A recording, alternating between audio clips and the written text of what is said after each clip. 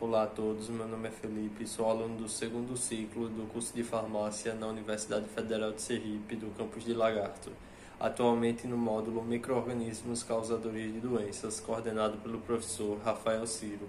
Hoje irei falar sobre o gênero Pseudomonas, destacando as características morfotintoriais, principais espécies patogênicas, fatores de virulência, patogenia, diagnóstico, prevenção, tratamento e curiosidades.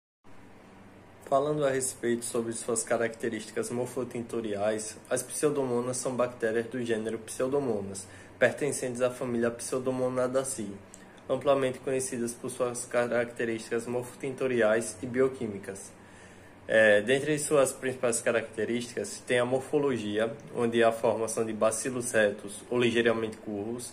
O tamanho geralmente mede entre 1,5 a 3 micrômetros de comprimento e cerca de 0,5 a 1 micrômetro de largura. Sua estrutura não formam esporos, mas podem apresentar flagelos polares, conferindo motilidade. A respeito sobre sua coloração, elas são gram-negativas, apresentam coloração vermelha após a coloração de Gram, devido à parede celular fina, com camada de peptídeo glicano e membrana externa rica em lipopolissacarídeos. A sua disposição é que elas são frequentemente isoladas como células únicas, mas também podem ser observadas em pequenos agrupamentos. Suas colônias em meio de cultura têm um odor frequentemente produzido com a característica de ser descrito semelhante a amêndoas ou uva, esse cheiro característico delas, e não se coram por métodos que detectam estruturas como esporos ou cápsulas, que são ausentes em pseudomonas. Algumas espécies podem produzir biofilme, o que confere um aspecto mucoide em colônias. Essas características ajudam a distinguir pseudomonas de outros bacilos gram-negativos e a identificar espécies relevantes, como a Pseudomonas aeruginosa, importante patógeno oportunista em ambientes hospitalares. As suas colônias geralmente são lisas, brilhantes, de bordas regulares. Muitas espécies produzem pigmentos característicos, como a pioverdina, que é verde fluorescente, piocianina, que é um azul esverdeado, piorubina, que é vermelho, e a piofucsina, que é marrom. As espécies do gênero Pseudomonas possuem a capacidade de produzir diferentes pigmentos, muitos dos quais têm importância diagnóstica e funcional. Agora irei citar alguns deles. Por exemplo, a pioverdina, que é uma cor verde e amarelado fluorescente, que sua função ela atua como sideróforo, quelando o ferro do ambiente para o metabolismo bacteriano. Dentre suas espécies que produzem esse pigmento, tem a Pseudomonas aeruginosa, Pseudomonas fluorescens e Pseudomonas pútida. A piocianina, que já é outro pigmento, possui uma cor azul esverdeada. Sua função que é composto fenólico, que age como um virulento pró-oxidante, interferindo no sistema imunológico do hospedeiro. A espécie que produz é exclusivamente a Pseudomonas aeruginosa. A piorubina, que possui cor vermelha, tem função de pigmento secundário, cuja função exata ainda não é totalmente esclarecida, e as espécies que produzem ela são algumas cepas da Pseudomonas aeruginosa. A piofucsina, que é uma cor marrom escura, tem como função auxiliar na proteção contra condições adversas do ambiente, e são algumas cepas da Pseudomonas aeruginosa que produzem esse pigmento. E a produção de pigmentos múltiplos, como a pioverdina e piocianina, é característica da Pseudomonas aeruginosa, sendo um dos fatores utilizados para sua identificação laboratorial em meios de cultura, como a agar-cetrimida. Esses pigmentos também conferem à bactéria sua típica coloração em infecções clínicas, como o pus de feridas infectadas. A respeito das principais espécies patogênicas do gênero Pseudomonas, estão associadas a infecções oportunistas, sendo frequentemente encontradas em ambientes hospitalares devido à sua resistência a múltiplos antibióticos. Como uma delas é a Pseudomonas aeruginosa, que é a espécie mais patogênica do gênero e uma das principais causas de infecções hospitalares. É considerada um patógeno oportunista. Dentre suas principais infecções são as infecções respiratórias, como a pneumonia, principalmente em pacientes com fibrose cística ou ventilação mecânica, infecções de feridas e queimaduras e infecções urinárias.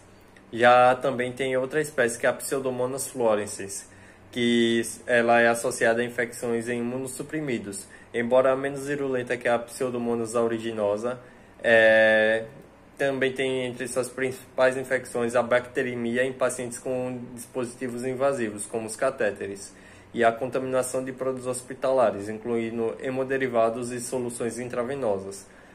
E mais uma dentre essas espécies é a Pseudomonas pútida, que tem como importância clínica um patógeno oportunista de baixa virulência, geralmente associado a infecções hospitalares em pacientes imunossuprimidos. Dentre suas principais infecções tem a bacteremia associada a dispositivos invasivos e infecções de feridas e tecidos moles. Em resumo, as espécies mais significativas em termos de patogenicidade são Pseudomonas aeruginosa e Pseudomonas fluorescens, que a maioria das infecções causadas por essas bactérias ocorrem em pacientes imunossuprimidos, hospitalizados ou com dispositivos invasivos. E a resistência intrínseca e adquirida aos antimicrobianos torna o manejo das infecções por Pseudomonas um desafio clínico importante. A respeito dos seus fatores de virulência, eles incluem as espécies patogênicas do gênero Pseudomonas, especialmente a Pseudomonas aeruginosa, que possui uma variedade de fatores de virulência que contribui para sua capacidade de causar infecções oportunistas e resistir a tratamentos antimicrobianos. A Pseudomonas aeruginosa, por exemplo, é a espécie mais virulenta e clinicamente relevante do gênero, frequentemente associada a infecções hospitalares. Dentre seus fatores de virulência, tem as adesinas, que facilitam a adesão das células hospedeiras e a formação de biofilmes, onde incluem fímbrias, flagelos e pílis tipo 4, a produção de biofilmes, que são estruturas multicelulares que protegem a bactéria contra o sistema imune e antimicrobianos, que estão associados a infecções persistentes e em dispositivos médicos, como os catéteres e próteses. Também tem os pigmentos virulentos, como a piocianina, que induz um estresse oxidativo e inibe funções fagocíticas, pioverdina, que atua como sideróforo, sequestrando ferro do hospedeiro para o crescimento bacteriano, a piorubina, que contribui para a proteção contra o sistema imune, e a piofuxina, que está associada à resistência ambiental. Também há toxinas extracelulares, como por exemplo a exotoxina A, que inibe a síntese proteica nas células hospedeiras, causando necrose tecidual, e as elastases, como a LAS-A e a LAS-B, que degradam o componente de matriz extracelular, como elastina e colágeno. Também tem a fosfolipase C, dentre essas toxinas extracelulares, que danifica membranas celulares e interfere na resposta inflamatória, e as proteases, que degradam imunoglobulinas e componentes do complemento. Há também o sistema de secreção tipo 3, que é o T3SS, que injeta toxinas diretamente nas células do hospedeiro, como a ESO-S, que inibe a fagocitose e danifica o citoesqueleto, a ESO-T, que perturba a adesão celular, e a ESO-U, que induz a apoptose em células hospedeiras. A motilidade, que vem dos flagelos e pílis tipo 4, conferem a motilidade e facilitam a colonização em diferentes nichos. E também tem a resistência intrínseca e adquirida, como por exemplo as bombas de fluxo e baixa permeabilidade da membrana externa, que conferem resistência a múltiplos antibióticos, além da produção de enzimas como as beta-lactamases e as carbapenemases. Partindo para a patogenia do gênero Pseudomonas é amplamente baseada em sua habilidade de colonizar tecidos, evadir o sistema imunológico e causar danos às células hospedeiras. Entre as espécies, a mais relevante é a Pseudomonas aeruginosa, que serve como modelo para entender os mecanismos patogênicos do gênero. A Pseudomonas aeruginosa é um patógeno oportunista, que é o principal exemplo de patógeno oportunista causando infecções, principalmente em indivíduos imunocomprometidos, hospitalizados ou com barreiras epiteliais comprometidas, como feridas, queimaduras ou dispositivos médicos invasivos. Outras espécies, como a Pseudomonas fluorescens e a Pseudomonas pútida, apresentam menor virulência, mas podem causar infecções em condições semelhantes. A sua adesão e colonização inicial se deve às adesinas de superfície e produção de biofilmes. Os biofilmes formam a matriz extracelular que protege as bactérias de fatores do sistema imune, como os anticorpos e a fagocitose, e também dos antimicrobianos. A evasão do sistema imunológico se deve à modulação da resposta imune, onde há uma produção de pigmentos como a piocianina, que gera espécies reativas de oxigênio, inibindo fagócitos e linfócitos.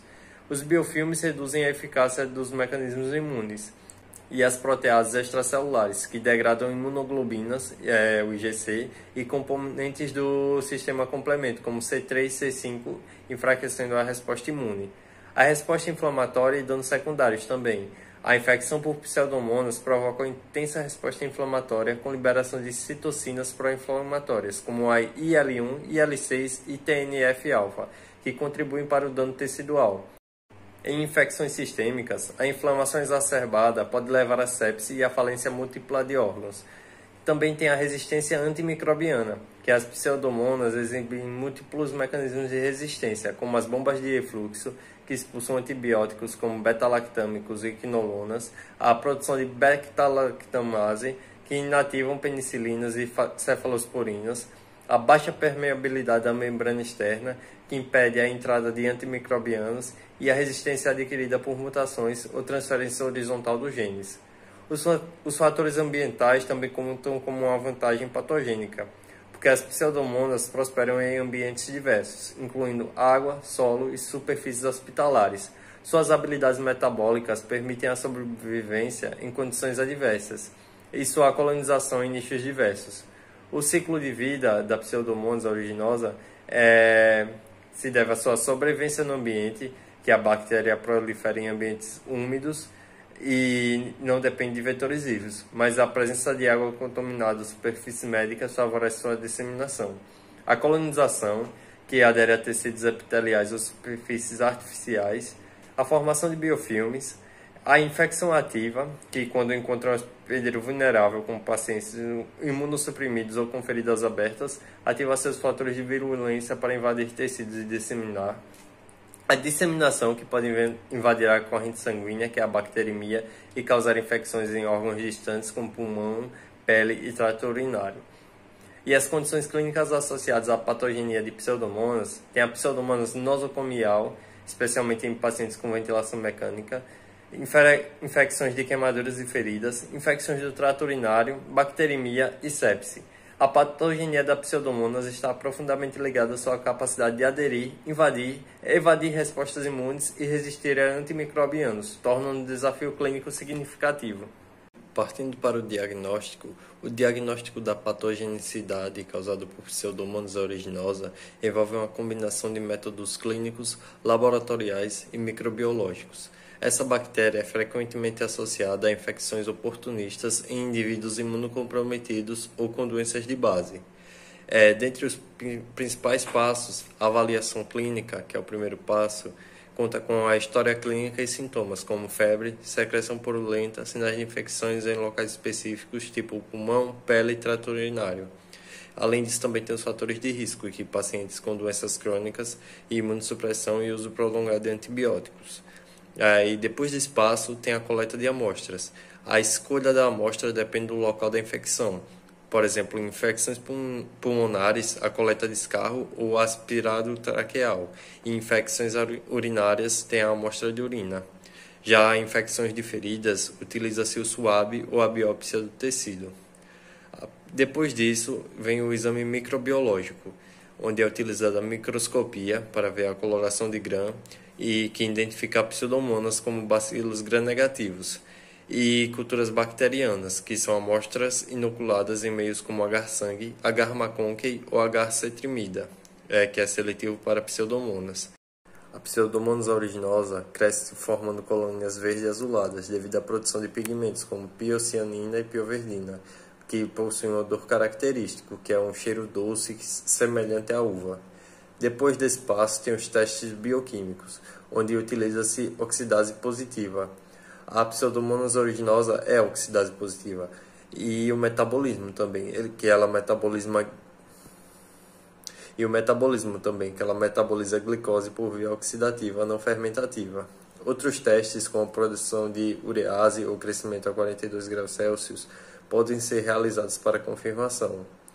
Depois disso, tem a identificação avançada, onde é utilizada a espectrometria de massa, a MALDI-TOF, que identifica rapidamente a espécie bacteriana. Testes moleculares também são utilizados para a detecção de genes específicos por PCR.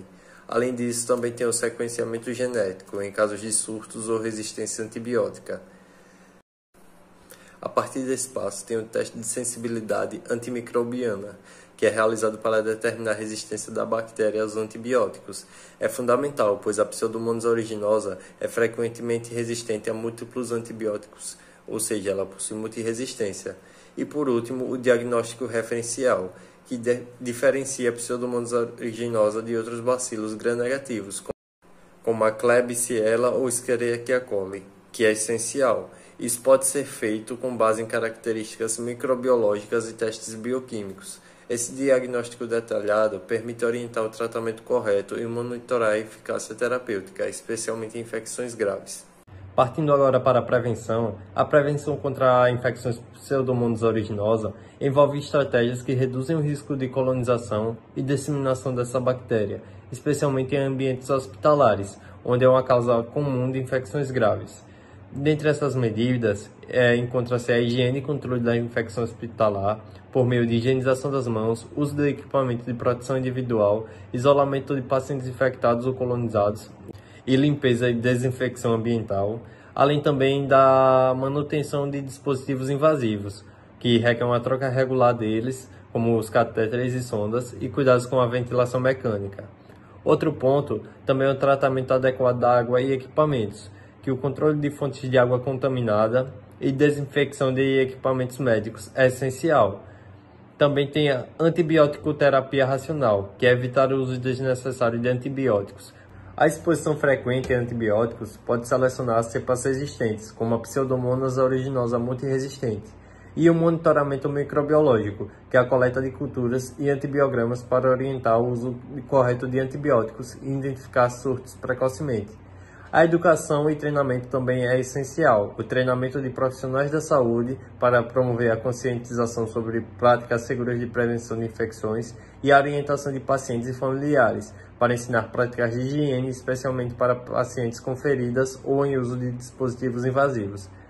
Sobre as vacinas e novas abordagens, atualmente não há vacinas amplamente disponíveis contra a Pseudomonas aeruginosa, mas pesquisas estão em andamento. Estratégias como o uso de anticorpos monoclonais e terapias baseadas em fagos são exploradas como prevenção em populações de alto risco, que é essa população de alto risco, a prevenção é especialmente importante em pacientes imunossuprimidos, como aqueles em quimioterapia e portadores de fibrose cística, além de pacientes internados em unidade de terapia intensiva.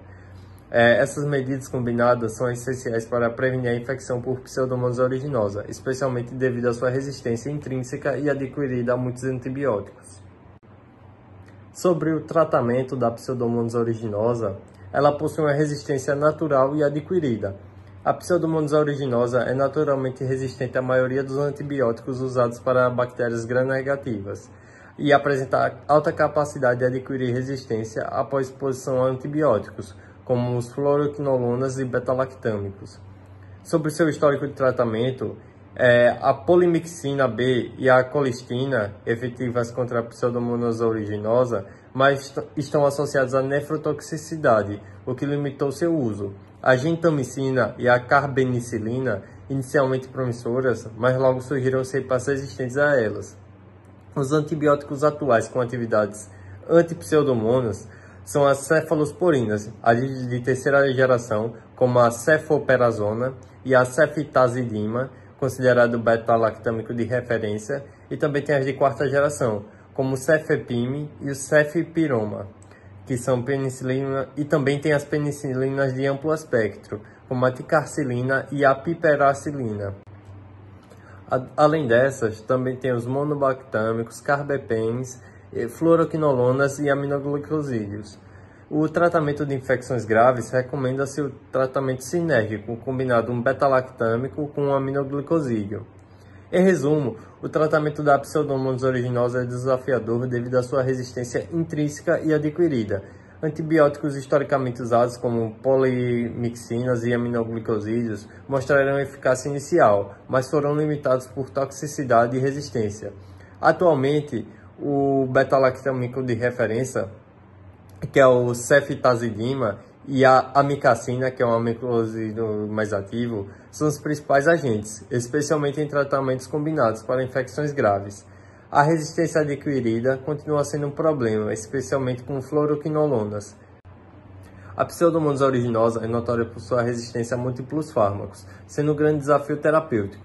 Entre seus mecanismos de resistência, tem a produção de bactalamases, alteração de purinas, bombas de efluxo, formação de biofilmes e mutações em alvos.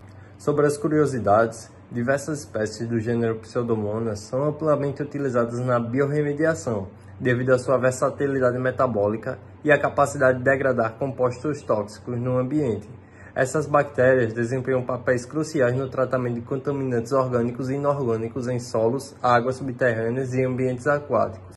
Entre as espécies de Pseudomonas usadas na biorremediação, tem a Pseudomonas pútida, que degrada os compostos aromáticos como tolueno, xileno e benzeno, que tem a capacidade de degradar solventes industriais, incluindo clorobenzenos. Tem a Pseudomonas fluorescens, que é capaz de reduzir o nitrito no solo, promovendo a desnitrificação e a biodegradação de pesticidas e herbicidas, como atrazina e gilfosato. Também tem a Pseudomonas aeruginosa, que ela é responsável pela remoção de metais pesados, como cádmio, chumbo e mercúrio do solo e da água. Ela também degrada os hidrocarbonetos em derramamentos de petróleo. Como as Pseudomonas realizam essa biorremediação?